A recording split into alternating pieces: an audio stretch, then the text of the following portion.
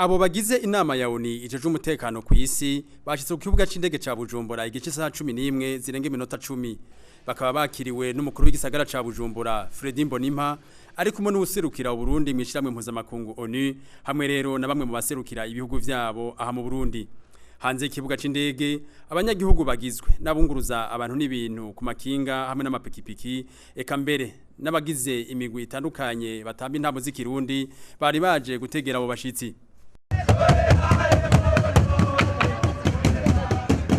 Muri abo banyagihugu hari kandi n'abari bafise inzandiko twovuga zimwe zavuga ko Uburundi bwofashwa mu migambi y'iterambere ko gushikira ubutegetsi bica mu matora atari mu gikenye ko inzego z'umutekano no kwivuna abansi zikwiye gushigikirwa ko ihonyabwoko atari urukino rwa politike kandi ko atanteko mva makungu zikenewe mu Burundi. Mumenya ko urwo rugendo rw'abagize inama ya ONU ije umutekano ku isi ruzomara iminsi 2